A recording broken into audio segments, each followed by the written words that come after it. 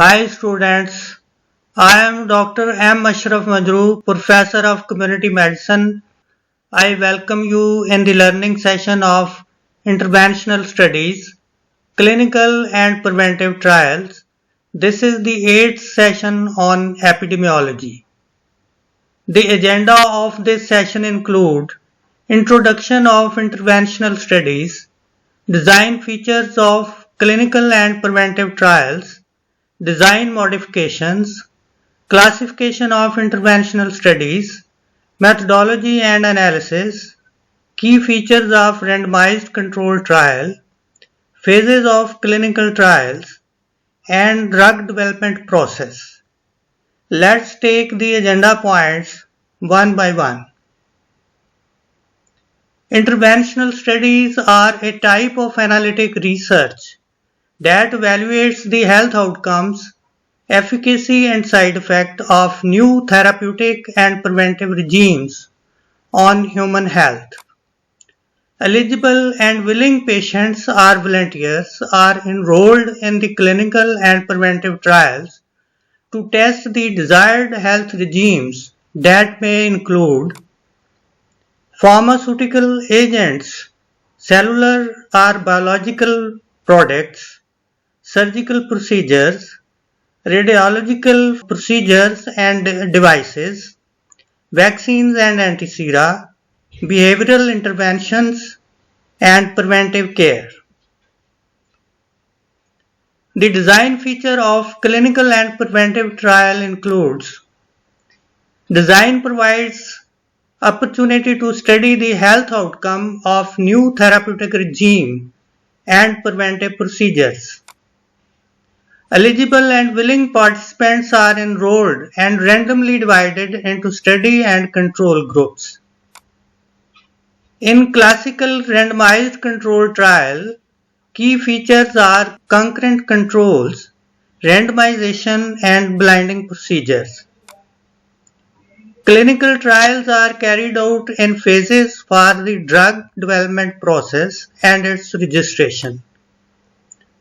Ethical dilemmas usually arises in clinical trials, so the ethical review and the approval from the ethical review boards are essential. Study settings have many design modifications in randomized and non-randomized controlled trials. If we look at the classical randomized controlled trial design framework, which is used for clinical and preventive trials, the observer look forward prospectively and he selects the reference population and the screening for willing and eligible participant is done. After having willing and eligible participants, then randomization is done to assign the study arm and the control arm. So the study and control arm are randomly assigned. For example, the study arm is given drug X and the control group is given drug Y. And then these groups are followed for a certain period of time to see the outcome of the drugs. Outcomes are observed in both study arm and the control arm. The outcome may be positive or negative in a study arm, and it may be positive or negative outcome in control arm. Then the results are compared. Recovery rate in trial drugs and recovery rate in control drugs. And then these are compared through relative risk. It should be reminded here that the groups, the study arms and the control arms may be more than 2. So this is the typical randomized controlled trial design framework. Let's see the modification in the randomized controlled trial design. So the first modification in randomized control is the crossover design. In crossover design, the observer starts study like the randomized controlled trial, and he selects the reference population, and screening is done for willing and eligible participants. After having the eligible and willing participants, then the randomization is done to assign the study arms and the control arms. It may be 2 or more arms in study and in controls. Then these are followed for a certain period of time, and in crossover design, after period 1, there is a washout period. In this washout period, the effect of drug is eliminated from both the groups, and then the groups are crossed over. In crossover, the control group will be given the drug X, and the study arm is given the drug Y, and then they are again followed for second period, and ultimately the efficacy in period 1 and efficacy in period 2, they are cross compared. So this is the crossover design. The crossover design have the advantages of the crossover design are that each subject act as his own or her control, and smaller number of patients are required, while disadvantage is the longer time duration of the study. So this is the one disadvantage, that the study time is extended, but on the other hand, by all respect for controlling bias and other characteristics, the design is very good. Now let's see another modification, which is the controlled before and after study design. This design is used as a population-based and behavioral change interventions. And if we see, the observer starts the study with 2 different populations instead of single group. The study populations, they are selected from geographical locations that may be city or towns. And similarly, the control is also the geographically bound population. For example, the study group is town X and the control group is town Y. And after that, in before examination, baseline analysis for behavior and health indicators is done. After having the baseline analysis, then the groups are exposed to the healthy behavior for through the motivational programs. And the other group, no behavioral change intervention is done, and after certain time of exposure, the population of the town city and X and population of town city or Y, they are examined for the outcomes, and end-line analysis for behavior and health outcomes are conducted. So this is the before and after control study design. There is a concurrent control along with the study exposure. So this is the modification in this design is usually used for preventive trials. The design is also used to study the community-based intervention like law enforcement, food fortification, nutritional supplement, and water sources improvement. Now, dichotomous categories of interventional studies. If we see the interventional studies, they are generally classified in dichotomous way, with 2 characteristics like therapeutic versus preventive trials, randomized versus non-randomized trials, controlled versus uncontrolled trials, blinded versus open trials, parallel versus crossover designs. Let's see some definitions of each of this. A health outcome of therapeutic intervention are studied in therapeutic, trials and the health outcome of preventive interventions are studied in preventive trials. If randomization is done, it will be the randomized trials, and if no randomization is done for intervention, then it will be non-randomized trial. On the other hand, if concurrent control group is enrolled, then it will be controlled trial, and if no concurrent control group is enrolled, then uncontrolled trial. Drug coded and not disclosed to the subject or investigator, then it will be blinded.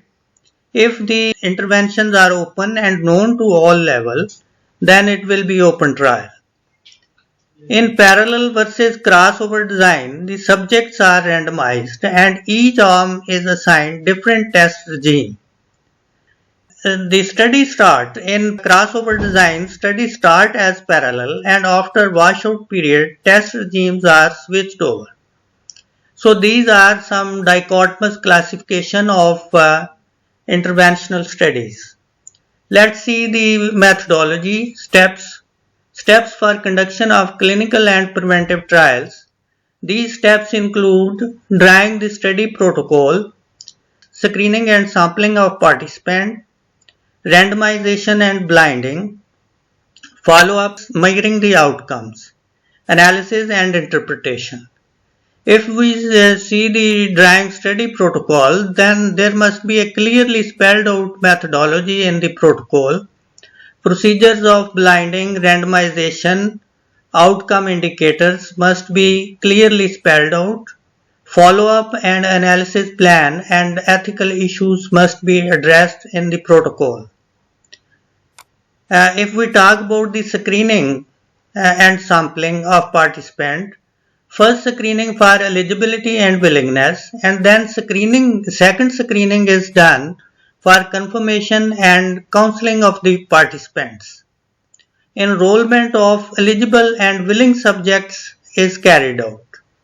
And here it is reminded that the baseline examination must be carried out for comparison of characteristic in both study arm and the control arms. The randomization process, equal chances of each subject being selected as study or control group is the characteristic of randomization, and coding of the drug is done for blinding of the study. We will talk more about the blinding.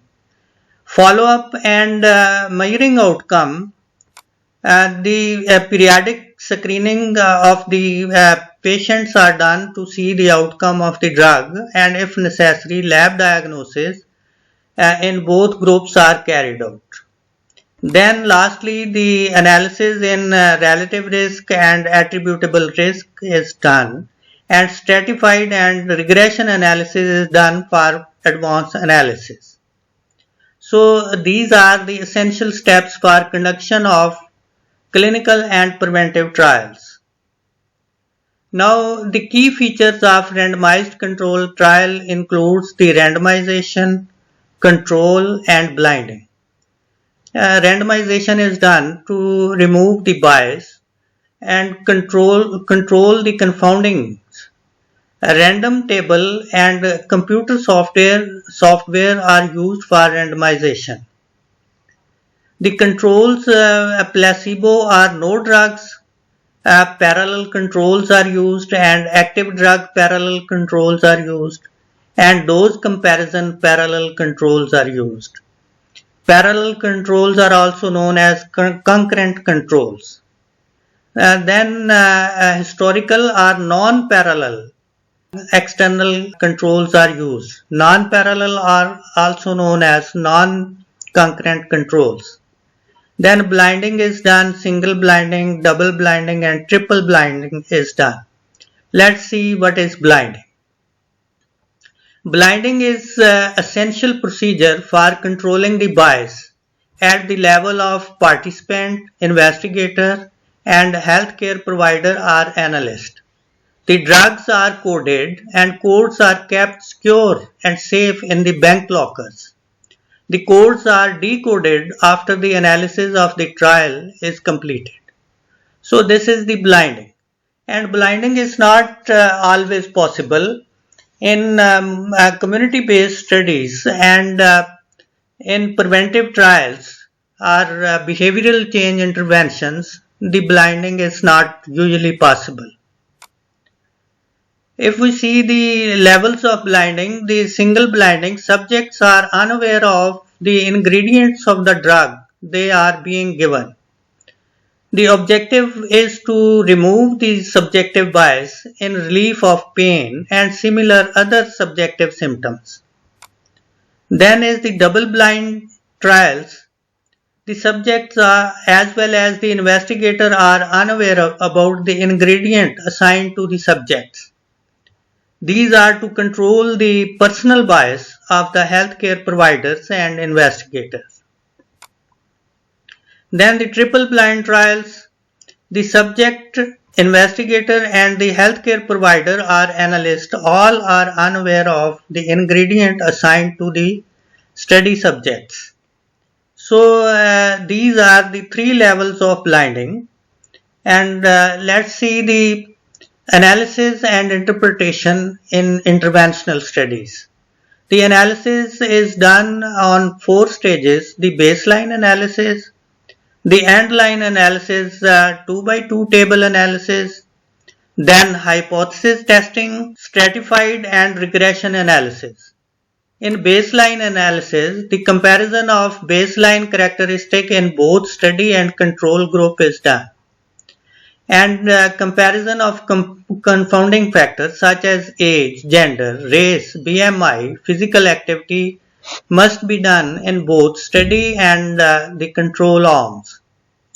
In end-line analysis, incidence among the study and control groups are estimated. Relative risk, attributable risk, and attributable risk percentages are estimated. If RR is less than 1, then the drug is beneficial. If RR is more than 1, it has adverse effect. And RR is equal to 1, showing no effects. And in hypothesis testing, whether the drug is effective as compared to the other drug, if there is a hypothesis, then estimation of standard error and relative standard error for relative risk and 95% confidence for relative risk is estimated. The null value, which is equal to 1, if falling between 95% CI, then null hypothesis is accepted. Otherwise, it is rejected and the research hypothesis will be accepted. So this is very important step in analysis of interventional studies. Then stratified and regression analysis is also required. The estimation of mental Hansel relative risk for confounding and effect modification is desired. Regression model for quantification of association and prediction is also required. So these are the levels of analysis in interventional studies. Now we see the bias and confounding in interventional studies. If we see the selection bias, misclassifications, effect of non-compliance, loss of follow-up and dropouts, and confounders. If we see in selection bias, the systematic difference between baseline characteristic of the groups will cause the bias, but randomization and baseline comparison will minimize these bias. A significant proportion of non-compliance associated with both study and control group can induce the bias. Non-compliance is more significant if the sample size is small, as we have to enroll eligible and willing subjects, which are usually limited in number. Then loss of follow-up is very important. Loss of follow-up leads to serious bias. Generally 20% loss related to study and control group can induce bias. Study with compliance rate 80 to 90% are acceptable, provided the sample size is adequate. The confounders can distort the study results, but the clinical trial, the baseline comparison and stratified analysis can effectively control the confounders. So this was about the bias and confounding. Then let's see the phases of clinical trial. If we see the trials are usually divided into phase 1, phase 2, phase 3 and phase 4. If we see the phase 1, in this phase, small group of healthy volunteers, 20 to 50, is enrolled for the study, and the objective is to determine the safety and safe dosage range of new drug. In phase 2, drug or treatment is given to selected patients from 100 to 300 patients through the clinical trials, and it determines the effectiveness and safety when used at large scale. In phase 3 trial, drug treatment is given on large group of the patient, 100 to 300, and the objective of this is to confirm its effectiveness and monitoring side effects and compare with the other drugs. And then fourth trial is after the marketing of the drug, post-marketing studies to get the additional information. The objectives are to study the drug risk after the marketing, additional information, benefits and optimal use. So these are the phases of clinical trials. We see the drug development process. The phase-wise clinical trial are part and parcel of the drug development process. The investigational new drug application schematic framework is shown here. I am going to explain, and if we see, there is series of process involved in the drug development. First is the preclinical phase. In preclinical phase, initial drug is synthesized and then it is tested on the animals, and the objective of this testing is to find the maximum recommended starting dose for healthy volunteers. So after this determining the dose for the volunteers, then it can be used for the next phase. And if we see the timeline, it is series of process and it will take average about 100 months, whole of the process. And the preclinical phase need 1 to 3 years and average 18 months. And after this preclinical phase, then investigational new drug application is started. The FDA safety review takes about 30 days. Then is the clinical trial phase. These clinical trials are, as I have explained in the last slide, phase 1, phase 2 and phase 3 trials. And after these phases, then the drug is marketed and used for the treatment. And for this purpose, the time ranges from 2 years to 10 years and average is 5 years. And after that, the new drug application review is being conducted, and this review takes about on an average 24 months, and a new drug approval is submitted. And then lastly is post-marketing trial, which are known as phase 4 trial.